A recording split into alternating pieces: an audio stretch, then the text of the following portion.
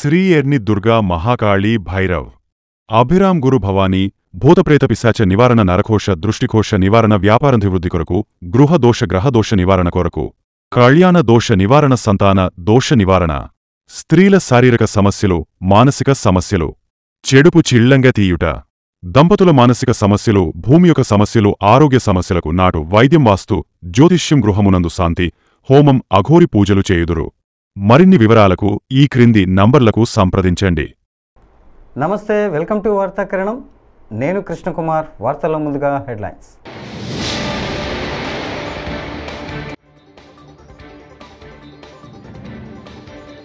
రాష్ట్ర సచివాలయంలో అగ్ని ప్రమాద స్థలాన్ని పరిశీలించిన సీఎం చంద్రబాబు.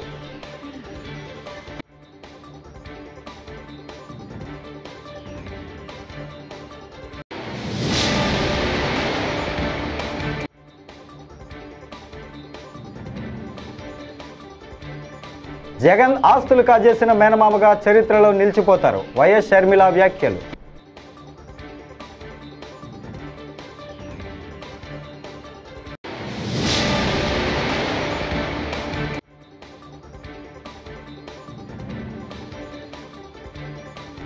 మంగళగిరి అభివృద్ధికి మంత్రి నారా లోకేష్ కీలక నిర్ణయం.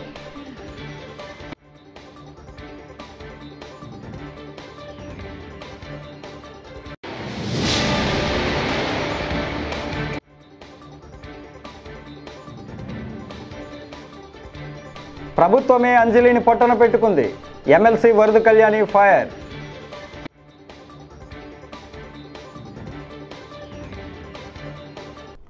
ఇక డీటెయిల్స్ చూస్తే, ఏపీ సచివాలయంలో అగ్ని ప్రమాదం జరిగిన ప్రదేశాన్ని సీఎం చంద్రబాబు పరిశీలించారు. 2వ బ్లాక్లో యూపీఎస్ బ్యాటరీ రూమ్ వద్ద శుక్రవారం ఉదయం ఈ ఘటన జరిగిన సంగతి తెలిసిందే. ప్రమాదం జరిగిన తీరుపై అధికారులను సీఎం వివరాలు అడిగి తెలుసుకున్నారు. దీనిపై పూర్తి స్థాయిలో విచారణ చేపట్టాలని ఆదేశించారు. దర్యాప్తు కొనసాగిస్తున్నట్లు అధికారులు సీఎం చంద్రబాబుకు తెలియజేశారు.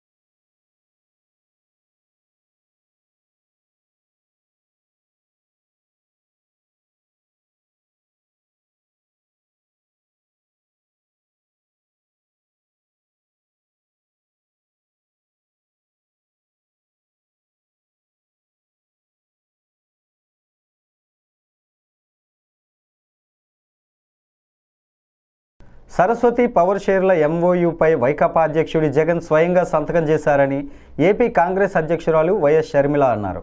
ఇప్పటి వరకు ఒక్క ఆస్తి కూడా జగన్ తనకు ఇవ్వలేదని చెప్పారు. విజయమ్మకు సరస్వతి పవర్ షేర్లను జగన్ గిఫ్ట్ డీడ్ కింద ఇచ్చారు. ఇచ్చిన షేర్లు మళ్లీ తనకే కావాలని ఆయన కోర్టుకు వెళ్లారు. స్వయంగా తల్లినే జగన్ మోసం చేస్తున్నారు. తల్లిపై కేసు వేసిన కుమారుడిగా, మేనల్లుడు మేనకోడలి ఆస్తులు కాజేసిన మేనమామగా ఆయన చరిత్రలో మిగిలిపోతారు అని షర్మిల అన్నారు. జగన్మోహన్ రెడ్డి గారు స్వయంగా ఎంఓయూలో సంతకం పెట్టారు. తన చెల్లెలికి, అంటే నా బిడ్డలకి ఈ ఆస్తులు అన్నట్లుగా సంతకం పెట్టారు. ఇంతవరకు కూడా ఒక్క ఆస్తి కూడా నా చేతుల్లో పెట్టలేదు. సరస్వతి సిమెంట్కు సంబంధించి ఎంఓయూలో అది నా భాగానికి వచ్చింది కాబట్టి దాన్ని జగన్మోహన్ రెడ్డి గారు గిఫ్ట్ డీడ్ చేశాడు విజయమ్మ గారికి, నాకు కాదు. గిఫ్ట్ ఇచ్చేశాక షేర్స్ ని ఇప్పుడు జగన్మోహన్ రెడ్డి గారు తల్లి మీదనే కేసు వేసి ఇచ్చిన షేర్లని నాకు మళ్ళీ వెనక్కి కావాలి అని అడుగుతున్నారు. ఇది జగన్మోహన్ రెడ్డి గారు ఆయన తల్లికి చేస్తున్న మోసం. జగన్మోహన్ రెడ్డి గారు నన్ను ఎఫెక్ట్ చేసే స్థాయి దాటిపోయారు. నన్ను Jagan Reddy does not effect me anymore. నాకు ఆస్తులు ఇస్తాడా ఇవ్వడా అన్నది ఐ డోంట్ కేర్. కాకపోతే జగన్మోహన్ రెడ్డి గారు తల్లి మీద కేసు వేసిన వాడిగా మిగిలిపోతాడు. నా బిడ్డలకి, సొంత మేనల్లుడికి, సొంత మేనకోడలికి ద్రోహం చేసి వాళ్ళ ఆస్తులు ఆక్కున్నవాడిగా మిగిలిపోతాడు. సొంత మేనల్లుడు మేనకోడల ఆస్తి కాజేయటానికి సుబ్బారెడ్డి లాంటి వాళ్ళ చేత ఎన్నైనా అబద్ధాలు చెప్పిస్తారు. సాయిరెడ్డి లాంటి వాళ్ళ చేత కూర్చోబెట్టుకుని ట్యూషన్ ఇచ్చి డిక్టేట్ చేసి మరి ఎన్నైనా అబద్ధాలు చెప్పిస్తారు. ఇక జగన్ రెడ్డికి క్రెడిబిలిటీ ఉందో లేదో వైసీపీ వాళ్ళ ఆలోచన. రాజమహేంద్రవరంలో ఆత్మహత్యయత్నం చేసిన ఫార్మసీ విద్యార్థిని నాగాంజలి 12 రోజుల తర్వాత దుర్మరణానికి ప్రభుత్వమే కారణమని ఎమ్మెల్సీ వైఎస్ఆర్సీపీ మహిళా విభాగం రాష్ట్ర అధ్యక్షురాలు వరదు కళ్యాణి ధ్వజమెత్తారు. ఈ కేసులో ప్రధాన నిందితుడైన దీపక్ ఏజీఎంగా ఉన్న ఆసుపత్రిలోనే అంజలికి చికిత్స చేయొద్దని వేరే ఆసుపత్రికి తరలించాలని కోరిన ఆమె తల్లిదండ్రులు కూడా అభ్యంతరం చెప్పినా ప్రభుత్వం పట్టించుకోలేదని, చివరికి 12 రోజుల్లో ప్రభుత్వం నుంచి ఎవరూ కనీసం పరామర్శించలేదని మండిపడ్డారు. ప్రభుత్వం ఎటువంటి స్పందన కూడా లేని పరిస్థితి మనం చూసాము. అడుగడుగున నిర్లక్ష్యం, ప్రభుత్వం తాలూకా ఉదాసీనత ఈ విషయంలో మనకు క్లియర్గా కనిపిస్తూ ఉంది. ఎంత దారుణం అంటే ఒక ఆడపిల్ల ఆ ఏజిఎం దీపక్ వలన అతని వేధింపుల వలన ఆత్మహత్య చేసుకున్నాను అని చెప్పి సూసైడ్ నోట్లో క్లియర్గా రాసినా కూడా అదే కిమ్స్ హాస్పిటల్లో ఈమెకి ఈ 12 రోజులుగా వైద్యం చేయడం అంటే ఆమెకి ఎక్కడ సరైన వైద్యం అందుతుంది అని నేను అడుగుతూ ఉన్నాను. ఎందుకంటే ఏజిఎం దీపక్ అనే వ్యక్తి అదే కిమ్స్ హాస్పిటల్లో పనిచేస్తూ ఉన్నాడు. అదే కిమ్స్ హాస్పిటల్లో ఈమె సూసైడ్ చేసుకుంది. ఇంకా ఆమెకి న్యాయం ఎక్కడ జరుగుతుంది? ఇన్ని రోజులైనా 12 రోజులైంది. 23వ తేదీ ఆమె ఆత్మహత్య చేసుకుంది. ఈరోజు ఆవిడ చనిపోవడం జరిగింది. ఇన్ని రోజులైనా ముఖ్యమంత్రి గారు కానీ, డిప్యూటీ సీఎం గారు కానీ, అలాగే హోమ్ మినిస్టర్ గారు కానీ, ఒక మహిళ అయ్యుండి కూడా హోమ్ మినిస్టర్ గారు కానీ కనీసం ఈ విషయం మీద స్పందించారా? మెరుగైన వైద్యం అందుతుందా లేదా కనీసం కనుక్కున్నారా? ఎటువంటి స్పందన లేదు. అడుగడుగున నిర్లక్ష్యం. ఎంతగా వీళ్ళకి మహిళల పట్ల చులకన భావం ఉంది అనేది అర్థమవుతుంది. ముఖ్యమంత్రి గారు చంద్రబాబు నాయుడు గారు ఆడపిల్లలకి ఈ రాష్ట్రంలో కనుక ఎవరైనా అన్యాయం చేస్తే అదే వాళ్ళకి ఆఖరి రోజు అంటూ మాట్లాడుతూ ఉన్నారు. మరి ఈ ఫార్మసీ విద్యార్థి విషయంలో ఏం చేశారు ముఖ్యమంత్రి గారు? మీరు పక్కనే పోలవరం సందర్శించడానికి వెళ్ళారు ఈ 12 రోజుల్లో. మరి ఈ అమ్మాయిని చూడడానికి వెళ్ళడం కానీ, కుటుంబానికి ధైర్యం చెప్పడం కానీ ఎందుకు మీరు చేయలేదు? అలాగే డిప్యూటీ సీఎం గారైన పవన్ కళ్యాణ్ గారు అయితే ఆడపిల్లలకి అన్యాయం జరిగితే తాట తీస్తానని చెప్పారు. మరి పక్క జిల్లాయే కదా మీది, మీ నియోజకవర్గం. మరి రాజమండ్రిలో ఈ అమ్మాయికి ఎంత అన్యాయం జరిగితే ఆమె లెటర్లో ఎంత దారుణంగా అతను వేధించాడు అనేది అంత చక్కగా ఆమె రాసిపెట్టి చనిపోతే మరి మీరు ఎక్కడ ఆ దీపక్ తాట తీశారు? కనీసం ఆ కుటుంబానికి పరామర్శ చేయడానికైనా వెళ్ళారా మీరు? అంటే మాటలకైనా చేతలకి మీ మాటలు పనిచేయవా? అలాగే హోమ్ మినిస్టర్ గారు ఆవిడైతే ఈ కూటమి ప్రభుత్వం అధికారంలోకి వచ్చింది, ఈ రాష్ట్రంలో ఉన్న ఆడపిల్లలందరూ ప్రశాంతంగా నిద్రపోవచ్చనే స్టేట్మెంట్స్ ఇచ్చారు. అలాంటి వ్యక్తి పక్క జిల్లాయే కదా. మరి ఈమె ఈ సూసైడ్ చేసుకొని 12 రోజులైంది, హాస్పిటల్లో వైద్యం అందుతుంది. కనీసం దీని మీద వెళ్ళి ఆ కుటుంబానికి పరామర్శించడం, ఆ అమ్మాయికి మెరుగైన వైద్యం కోసం ఎటువంటి ఆదేశాలు ఇవ్వడమైనా మీరు చేశారా? అసలు ఈ రాష్ట్రంలో ఆడపిల్లలు ఈ కూటమి ప్రభుత్వం అధికారంలోకి వచ్చే ప్రశాంతంగా నిద్రపోతున్నారా అని నేను అడుగుతూ ఉన్నాను. మంగళగిరి నియోజకవర్గం ఉండవల్లిలో మన ఇల్లు మన లోకేష్ కార్యక్రమం చేపట్టారు. రెండో రోజు శాశ్వత ఇంటి పత్రాలను విద్యా, ఐటీ, ఎలక్ట్రానిక్స్ శాఖల మంత్రి నారా లోకేష్ అందజేశారు. ఇవాళ నుంచి 12వ తేదీ వరకు నియోజకవర్గంలో మన ఇల్లు మన లోకేష్ కార్యక్రమం జరగనుంది. పేదలకు స్వయంగా శాశ్వత ఇంటి పట్టాలను మంత్రి నారా లోకేష్ పంపిణీ చేస్తున్నారు. ఎర్రబాలెం గ్రామానికి చెందిన 248 మందికి శాశ్వత ఇంటి పట్టాలను పంపిణీ చేశారు. జీవితంలో మనం తీసుకున్న కొన్ని నిర్ణయాలు మన్నే మార్చేస్తుంది. 2019లో నేను ఒక నిర్ణయం తీసుకున్నాను. నాకు పరిచయం లేని నియోజకవర్గంలో పోటీ చేయాలని. ఆ నియోజకవర్గం పేరే మంగళగిరి. ఆనాడు అతి తక్కువ సమయం ఉన్నందుక నేనేంటో మీకు అర్థం లేదు, మీ సమస్యలు ఏంటో నేను తెలుసుకోలేకపోయా. నేను వచ్చిన 20 రోజులకి ఎన్నికలు అయిపోయినాయి. 5300 ఓట్లతో ఆనాడు నేను ఓడిపోయిన రోజు బాధ కలిగింది. రెండో రోజు నుంచి ఆ బాధ, ఆవేదన నాలో కసి పెంచింది. ఇంకా కష్టపడాలి, మంగళగిరి ప్రజల మనసు గెలుచుకోవాలి, ఏ మెజారిటీ అయితే ఓడిపోయానో దాని పక్కన ఒక 0 పెట్టుకుని గెలవాలి ఆ లక్ష్యంతో ఓడిపోయిన మరుసటి రోజు నుంచి నేను మీకోసం పనిచేశాను. తెలుగుదేశం పార్టీ నాయకత్వంతో దాదాపు 26 సంక్షేమ అభివృద్ధి కార్యక్రమాలు మంగళగిరి ప్రజల కోసం మేము చేస్తాం జరిగింది. మీకు ఆరోగ్యం బాగాలేకపోతే ఎన్టీఆర్ సంజీవిని పేరుతో మంగళగిరిలో ఒక క్లినిక్, తాడేపల్లిలో క్లినిక్, దుగ్గిరాలకు ఒక మొబైల్ క్లినిక్ పెట్టి ఉచితంగా చికిత్స కాదు మందులు కూడా ఈ రోజు కూడా మేము ఇస్తున్నాం. ఎక్కడన్నా నీటి సమస్య ఉంటే వాటర్ ట్యాంకర్లు పెట్టి నీళ్లు తోలాం. పిల్లలకి బాగా చదువుకున్నారు, ఉద్యోగాలు ఉపాధి కావాలంటే వాళ్ళకి స్కిల్ డెవలప్మెంట్ కూడా ఆనాడు మేము చేశాం. ఇంకా ఇంట్లో పెళ్లి జరిగితే నేను రాలేకపోతే స్వయంగా బట్టలు కూడా పెడతాం జరిగింది. నిరుపేద కుటుంబాలు సొంత కాలుపై నిలబడాలన్న ఆలోచనతో తోపుడు బండ్లు ఇచ్చాం. మహిళలకి ఆర్థిక స్వాతంత్రం రావాలని కుట్టు మెషినే కాదు ట్రైనింగ్ మరి ఇచ్చి కుట్టు మెషిన్ అందజేసి ఈ రోజు వాళ్ళ పని కూడా మేము కల్పిస్తున్నాం. కోవిడ్ వస్తే ప్రభుత్వం అని మర్చిపోయింది కానీ ఆనాడు నేను మర్చిపోలేదు. ఆక్సిజన్ గాని మందులు గాని అమెరికా డాక్టర్ల ద్వారా ఆన్లైన్ లో చికిత్స కూడా అందజేశాం. అవసరమైన మందులు ఇచ్చాం. ఇట్లా 26 సంక్షేమ అభివృద్ధి కార్యక్రమాలు మంగళగిరి ప్రజలకి నేను చేశాను. అది మీరు చూసి మొన్న జరిగిన ఎన్నికల్లో అందరికి దిమ్మ తిరిగే విధంగా 91,000 మెజార్టీ నన్ను గెలిపించి మీరు నన్ను శాసనసభకు పంపించారు. కాకినాడ జిల్లా గొల్లప్రోలు మండలంలో ఎమ్మెల్సీ నాగబాబు పర్యటించారు. ఈ సందర్భంగా అర్బన్ ప్రాథమిక ఆరోగ్య కేంద్రం అన్నా క్యాంటీన్ను ప్రారంభించారు. ఆయన వెంట కూటమి నేతలు అధిక సంఖ్యలో పాల్గొన్నారు.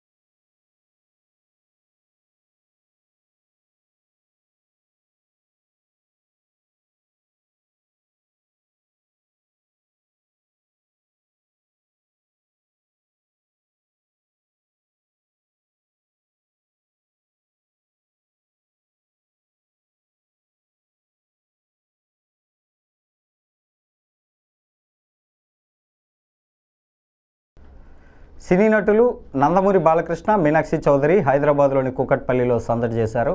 కేపీహెచ్బీ కాలనీలో నూతనంగా ఏర్పాటు చేసిన ఓ షాపింగ్ మాల్ ప్రారంభోత్సవ కార్యక్రమంలో వారు పాల్గొన్నారు. అనంతరం మీడియాతో మాట్లాడుతూ సరదా వ్యాఖ్యలు చేశారు బాలకృష్ణ. సినిమాల్లో ట్రెండ్ సెట్ చేయాలన్నా దాన్ని తిరగరాయాలన్నా నందమూరి వాళ్ళేనని వ్యాఖ్యానించారు. మీనాక్షికి హిందీ కవిత చెప్పి అలరించారు.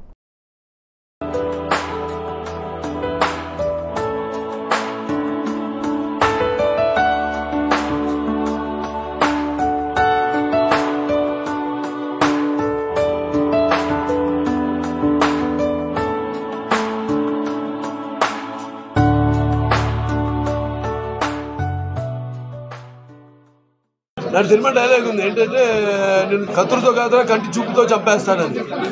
ఇక్కడేమో ఏ చీర విడేసుకున్నా చీరకి అంత వస్తుంది.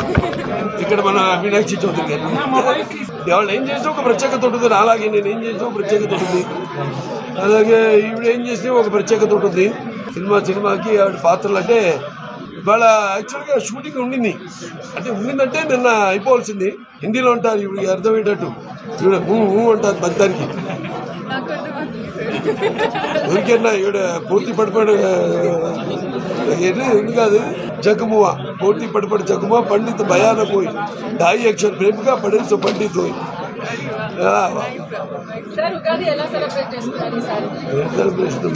పచ్చడి చేశారు ఇంట్లో. అభిమానులు కాకుండా తెలుగు జనంగా ఒక ప్రత్యేకత ఉంది. ఇటువంటి మేము చేసిన ప్రయోగాలు ఆదిత్య G6 చేసాం, భైరదీపం చేశాను. అలాగే రకరకాల జోనర్స్. ఎవడన్నా నన్ను అనుకరించాల్సిందే తప్ప ట్రెండ్ సృష్టించాలంటే అది మా నందమూరి వాళ్ళే. చరిత్ర సృష్టించాలని మేమే, దాన్ని తిరిగి రాయాలన్నా మేమే. మంత్రి నారా లోకేష్ అధికార గర్వంతో పిచ్చి ప్రలాపనలు చేస్తున్నారని మాజీ మంత్రి వైఎస్ఆర్సీపీ గుంటూరు జిల్లా అధ్యక్షుడు అంబటి రాంబాబు తీవ్రస్థాయిలో మండిపడ్డారు. గుంటూరు క్యాంప్ కార్యాలయంలో గురువారం మీడియాతో మాట్లాడుతూ వాపును చూసి తన బలుపుగా నారా లోకేష్ భ్రమపడుతున్నాడని ఆగ్రహం వ్యక్తం చేశారు. ప్రజాదరణ ఉన్న వైఎస్ జగన్ను విమర్శించే అర్హత లోకేష్కు లేదని అన్నారు. సేమ్ డైలాగ్, ఒకడు చేరు కొట్టుకున్నాడు, ఒకడేమో గుండెపోటు వచ్చిందని. వాళ్ళు ఆపదలో ఉన్నారు. ఒకరు బాత్రూంలో పడి చెయ్యి ఇరిగిపోయింది అనుకోండి, ఒక ఆయనకేమో నిజంగానే గుండెపోటు వచ్చింది, ఆపరేషన్ కూడా చేయించారు. ఈ రెడ్ బుక్ చూసి వచ్చిందంట. ఇవాళ రాష్ట్రంలో ఉండి కింద పడిపోయిన వాళ్ళు లేదా గుండెపోటు వచ్చిన వాళ్ళు నీ రెడ్ బుక్ చూసి వచ్చినట్ట? నాకు అర్థం కాలేదు. నాకు అర్థం కాక అడుగుతా ఉన్నా, ఏం మాటలు అవి? దాన్నే ఒళ్ళు బలిసిన మాటలు అంటున్నాను నేను. ఇక్కడ ఒళ్ళు బలిసి మాట్లాడుతున్నారు మీరు. నారా లోకేష్ గారు కాస్త తగ్గించుకోండి. ఇది సరైనటువంటి విధానం కాదు. ఒక మానవీయ కోణం లేకోకుండా మీరు మాట్లాడుతున్నారు. ఆసుపత్రిలో ఉండి గుండెపోటు వచ్చి ఎవరికైనా వస్తుంది, రేపు నీకు వస్తుంది, ఎల్లుండి నాకు వస్తుంది. ఎవరు చెబుతాడు గుండెపోటు?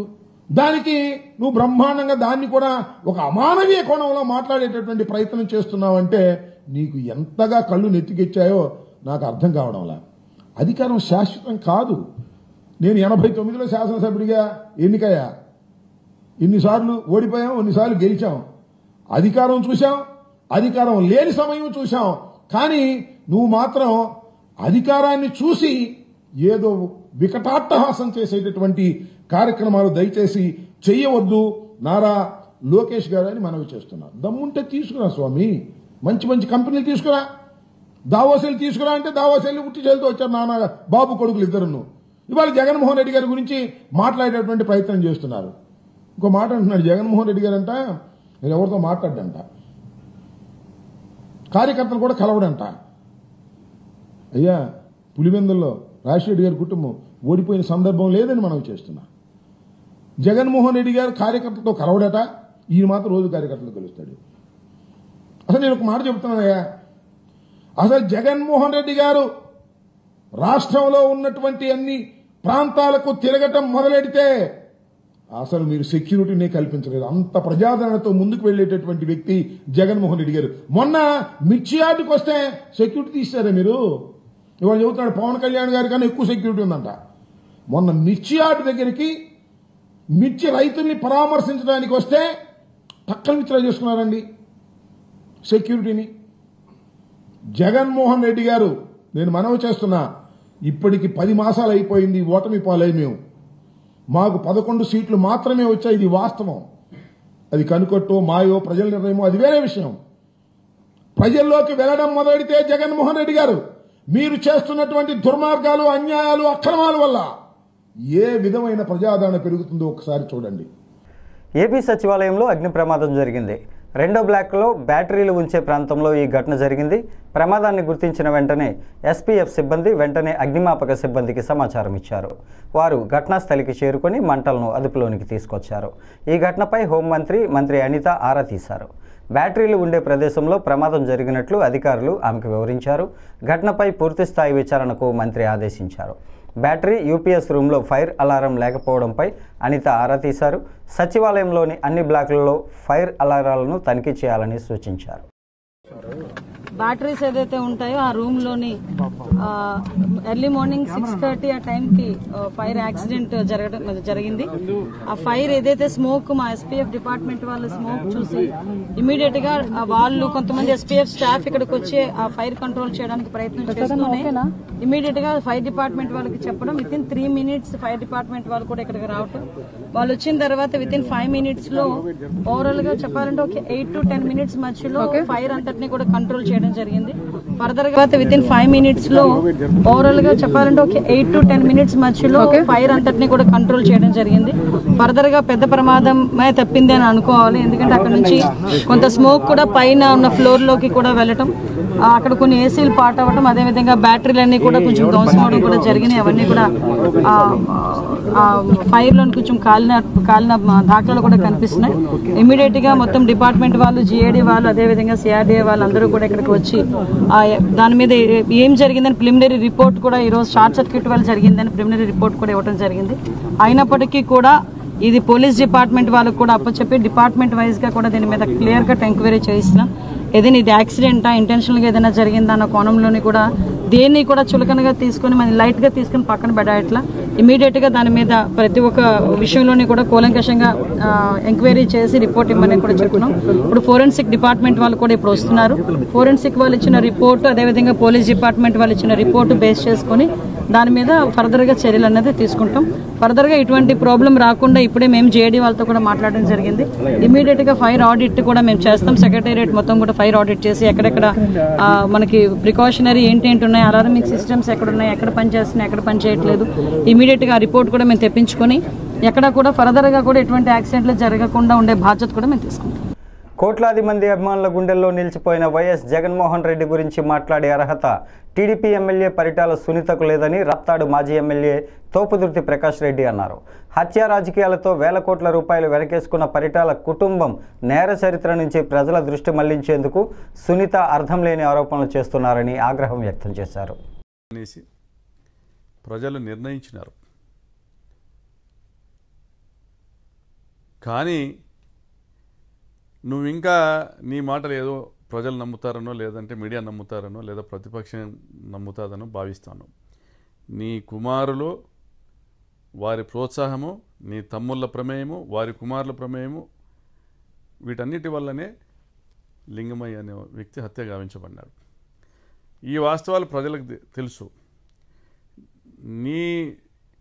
నీ యొక్క నేరము ప్రజల దృష్టిలో నాటుకుపోయింది. మీ కుటుంబపు నేర ప్రవృత్తి గురించి రాష్ట్రమంతా తెలుసు. నీ భర్త 100 కూనీలు చేయించినాడనేది రాష్ట్రమంతా తెలుసు. నువ్వు రాజకీయాల్లోకి వచ్చినాక, నీ భర్త చనిపోయినాక నువ్వు రాజకీయాల్లోకి వచ్చినాక ఈ రోజుతో నువ్వు కూడా దాదాపుగా ఒక 10 మందిని చంపించిన దాంట్లో నేరుగానో లేదా ఇండైరెక్ట్గానో డైరెక్ట్గానో నీ పాత్ర కూడా ఉన్నట్లుగా జిల్లా ప్రజలకు స్పష్టమవుతుంది. ఆ హత్యల గురించి మళ్ళీ నేను చెప్పాల్సిన అవసరం లేదు, జిల్లా ప్రజలందరికీ తెలుసు. మరి ఈరోజు నువ్వు మాట్లాడుతూ ఉన్నావు, ప్రెస్ మీట్ పెట్టి మాట్లాడుతూ ఉన్నావు. 100 హత్యలు చేసినటువంటి పరిటాల రవి ఏ విధంగా ఆ హత్య కేసుల నుంచి తప్పించుకోగలిగాడో, దాని వెనక ఉన్న మతలబ్ ఏంటి? మరి పరిటాల రవిని చంపించింది జగన్మోహన్ రెడ్డి అని నువ్వు మాట్లాడుతున్నావు. ఆ రోజు రాజశేఖర రెడ్డి గారు ముఖ్యమంత్రిగా ఉండగా సొంత కుమారుడి మీద సిబిఐ ఎంక్వైరీ వేయించారు. సిబిఐ వారు నిర్ధారించిన తర్వాత, జగన్మోహన్ రెడ్డి గారి ప్రమేయం లేదనేసి నిర్ధారించిన తర్వాత ఆ కేసు విచారణ జరిగింది, దోషులకు శిక్ష పడింది. నీవు ఎప్పుడైతే దొంగగా ప్రజల ముందర నిలబడతావో, దోషిగా ప్రజల ముందర నిలబడతావో, ఆ నిలబడిన ప్రతిసారి జగన్మోహన్ రెడ్డి గారిని తిట్టడము, జగన్మోహన్ రెడ్డి గారికి అనేక నేరాలను ఆపాదించడము, అంటే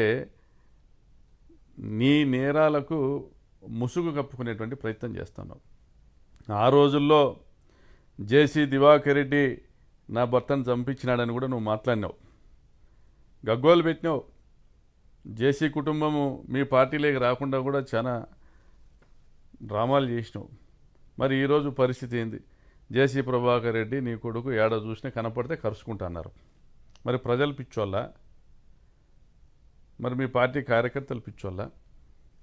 మరి చమన్ సాబ్ మీ ఆయనకు నమ్మకస్తుడు, ఆయన హత్యలోనూ, ఆయన డ్రైవర్ హత్యలో కూడా మీ కుటుంబం పాత్ర గురించి ప్రజలు చర్చించుకున్నారు. ఈరోజు కూడా అందరూ అదే నమ్ముతూ ఉన్నారు, మీరే చంపించినారనేసి. మరి మీ రాజకీయ చరిత్రలో ప్రజల తలకాయల మీద అవినీతి సామ్రాజ్యాన్ని ఏర్పాటు చేసుకొని 100 కోట్లు 1000 కోట్లు సంపాదించుకోవడం తప్ప మీరు చేసినటువంటి ఒక గొప్ప కార్యక్రమం ఏదైనా ఉందా మీరు చెప్పుకోవడానికి? ఏదీ లేదు. కాబట్టి 2009లో నేను మొదటిసారి పోటీ చేసినప్పుడు 1707 ఓట్లతో గెలిచావు నా మీద. 2014లో 7700 ఓట్లతో గెలిచావు. అది కూడా మా కాంగ్రెస్ పార్టీలో జిల్లా స్థాయి నాయకులు ఒక 2-3 నీకు గట్టిగా సాయం చేస్తే నువ్వు బయటపడినావు. మరి 2019కి వచ్చేటప్పటికి 2014-19 మధ్య మీరు చేసిన దుర్మార్గాలు, దోపిడీలు, హత్యలు, దాడులు ఇవన్నీ కూడా ప్రజల్లో మీరు పలచనైపోయేటువంటి పరిస్థితి తీసుకొని వస్తే ఆ రోజు జగన్మోహన్ రెడ్డి గారి ప్రభంజనం వీస్తూ ఉంటే ఆ గాలిలో ఓడిపోతానని తెలుసుకొని ఒక బకరా కావాల్సి వచ్చి నీ కొడుకును పోటీ చేయించినావు నా మీద. నేను ఆ రోజు 26,000తో గెలిచాను. మళ్ళీ 2024కు వచ్చేటప్పటికి తెలుగుదేశం పార్టీ వైపు గాలి వీస్తాంది. వైఎస్ఆర్ కాంగ్రెస్. ఈ వార్తలు ఇంతటితో సమాప్తం. నమస్కారం.